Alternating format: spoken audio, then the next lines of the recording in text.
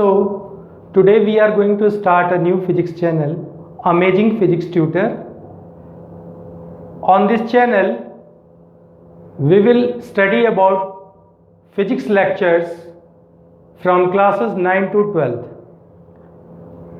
and especially we will focus on board classes as well as competitive exams like JEE Main, Advanced and NEET also. तो at first बेटा इसी series में आज हम class +1 से start कर रहे हैं। 11th क्लास से हम फर्स्ट लेक्चर काइनेमेटिक्स का अपलोड करने जा रहे हैं। इसमें हम पढ़ने जाएंगे introduction of kinematics. So let us start our physics channel amazing physics tutor and our first video on kinematics.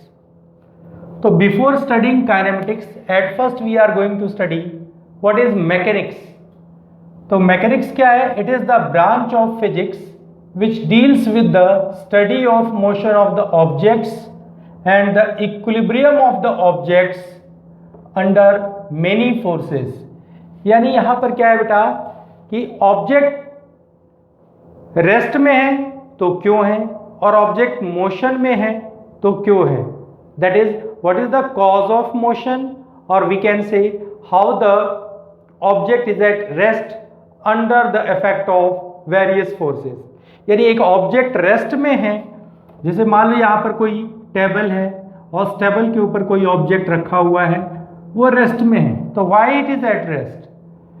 तो इसका रीजन होता है कि जैसे इस ऑब्जेक्ट का वेट नीचे वर्क कर रहा है mg और सरफेस जिस टेबल के ऊपर रखा हुआ है उसका रिएक्शन ऊपर वर्क कर रहा है r, तो ये दोनों एक दूसरे को बैलेंस करते हैं। तो ये बैलेंस्ड फोर्सेस हैं जिससे ऑब्जेक्ट रेस्ट में है।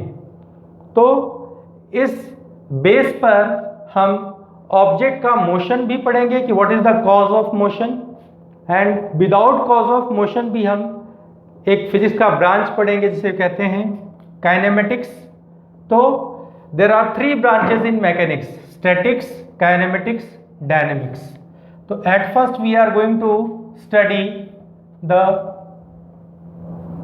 topic kinematics. तो kinematics में आज के लेक्चर 1 में हम स्पेशली पढ़ने जा रहे हैं मैकेनिक्स के 3 ब्रांचेज हैं, तो उस पर हम एक एक करके फोकस करेंगे। तीनों ब्रांच में जो पहला ब्रांच है वो है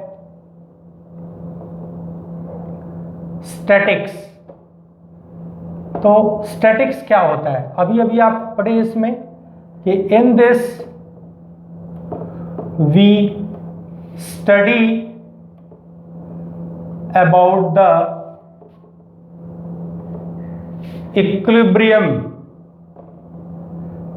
इक्विलिब्रियम ऑफ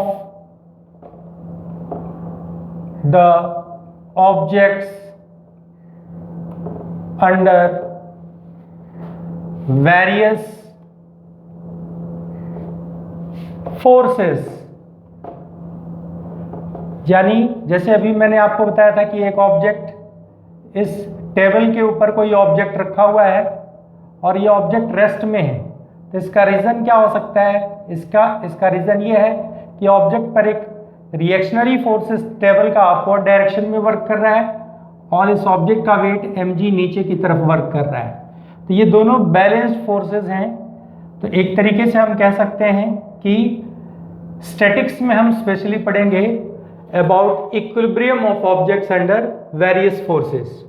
दूसरा ब्रांच है हमारा स्टैटिक्स के बाद, वो है काइनेमेटिक्स।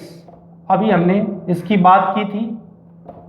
काइनेमेटिक्स क्या है, तो काइनेमेटिक्स क्या है, it is the branch of mechanics.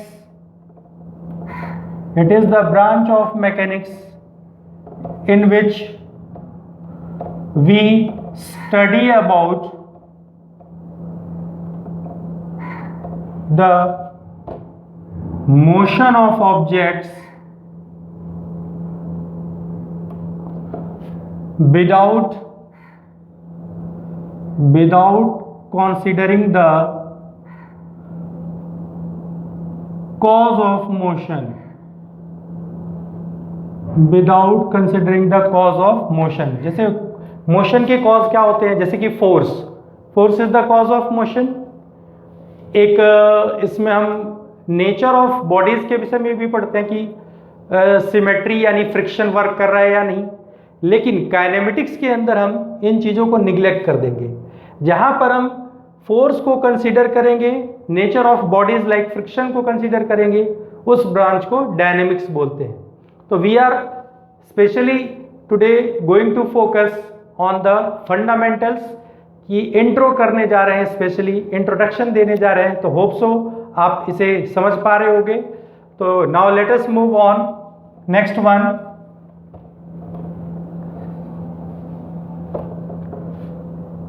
Next one is dynamics. अब ये डायनेमिक्स क्या है? तो डायनेमिक्स क्या है? It is the branch of mechanics, it is the branch of mechanics in which we study about the motion of objects and their cause of motion, यानी हम force का कॉन्सेप्ट भी पढ़ेंगे इसके अंदर, डायनेमिक्स के अंदर। जैसे न्यूटन्स के लॉज ऑफ मोशन आते हैं, न्यूटन्स लॉज ऑफ मोशन। तो न्यूटन के लॉज ऑफ मोशन में हम first law, second law, third law, ये सारी चीजें पढ़ते हैं। तो ये आपका स्पेशली डायनेमिक्स है। तो डायनेमिक्स में हम कॉज ऑफ मोशन भी पढ़ेंगे, फ्रिक्शन भी पढ़ेंगे, ये सारे फैक्टर्स वहाँ ध्यान देने होते हैं। तो अब इस सीरीज में हमने आज अभी इंट्रोडक्शन में ये सारी चीजें पढ़ी, काइनेमेटिक्स क्या है, डायनेमिक्स क्या है, स्टैटिक्स क्या है। अब हम पढ़ने जा रहे हैं, अगला पॉइंट है point object. Point object, point object क्या होता है? An object is said to be, an object is said to be point object if it covers a very large distance, a very large distance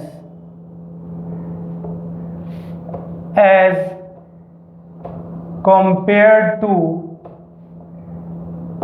its size, या फिर बोल सकते हैं dimension.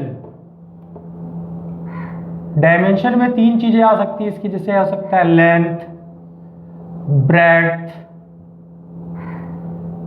Size, ये सारे फैक्टर्स आ जाएंगे। तो ये पॉइंट ऑब्जेक्ट का मतलब, जैसे एग्जांपल इसका क्या हो सकता है बेटा?